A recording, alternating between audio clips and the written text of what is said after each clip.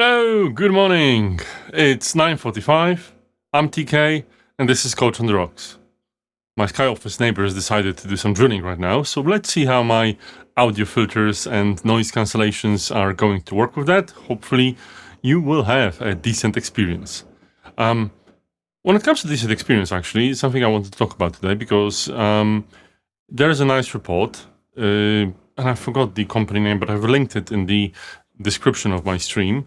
They published a study and a report saying that currently 1 in 4 managers and leaders are actually miserable at their job. It's very sad to hear, and it has nothing to do with American politics. I'm not going to talk about that.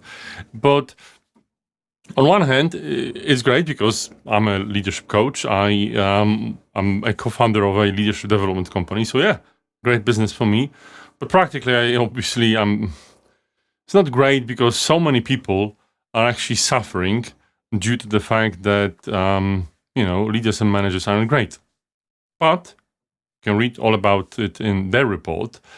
But what I wanted to talk about is, why is that the case? Why are leaders and managers struggling right now with what they're doing? What is it? The company's name is Perceptyx, by the way. I think I've remembered. What is it that is about the current climate, current culture, current days, current business environment that make it so hard for leaders to be great and to do their job successfully, or to learn how to do their job? And thinking about that, I have my own opinions and my reasons. So here it goes.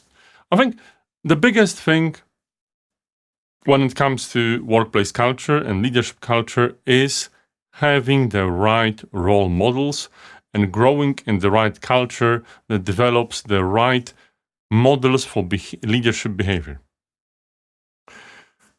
Quite often, we need to learn leadership somehow. Very little people are, in their younger days, formally trained to become leaders. Some are, thankfully. Sports is a great way of doing that. Any kind of teamwork.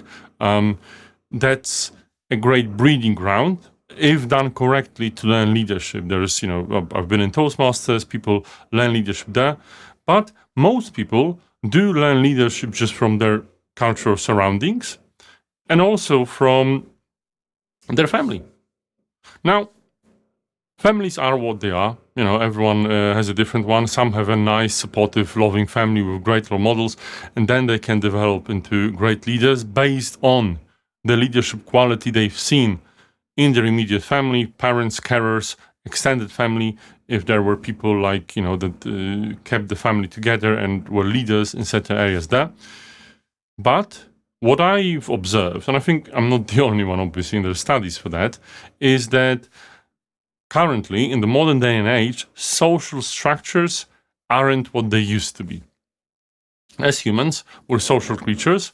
We are supposed to live we have evolved to live in families and tribes. Now, the world is changing. And some say for the better, some say not necessarily. Not here to debate, conservative or progressive values, but you would see that the social relationships we have are changing. A family, an extended family, a community 50 years ago, even 20 years ago, the year 2004, oh my God, but 30 years ago and now are slightly different. It's interesting if you look and watch some movies from the 80s. I once watched a movie, I think You've Got Mail, with Tom Hanks and Meg Ryan, and I was like, this world doesn't exist anymore. In my opinion, it doesn't. Obviously, it has moved on, and it's not about technology.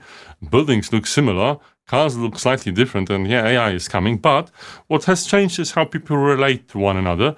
And unfortunately, I think our social bonds and social structures are weaker. That has many effects.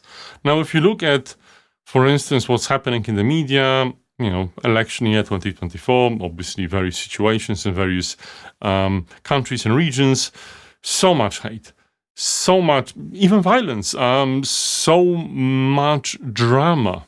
And, some when the communities were tighter, people were trying to calm it down and be more collaborative. Now, because we have, I think, weaker social structures, it's more difficult for leaders to have strong role models, great strong role models that will shape them into being leaders in their formative years in their own families and communities.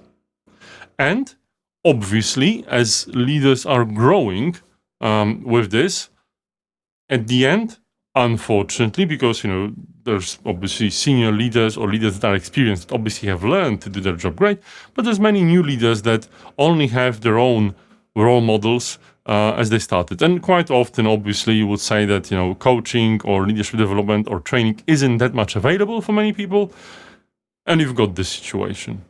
According to this wonderful report, and I forgot the company name again, 1 in 4 are miserable. I think especially, yes, a plug of my own company, Humble Associates, the logo's there, we can help.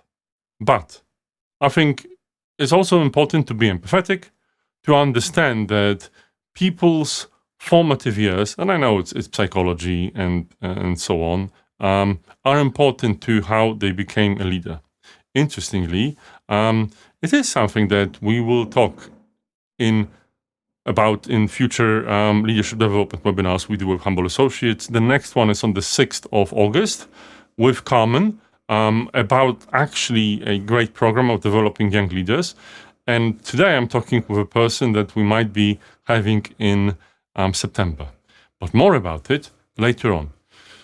I wish I had a solution for this problem that this report and states, and I think it is the reality. The only solution is that we can help people that already exist. And when it comes to promoting leaders, really make sure that you're promoting the right people. And if you have promoted them, whoever you did, even if they're immensely talented and have great role models, they might need help to become even better, so we don't have this 1 in 4 being miserable.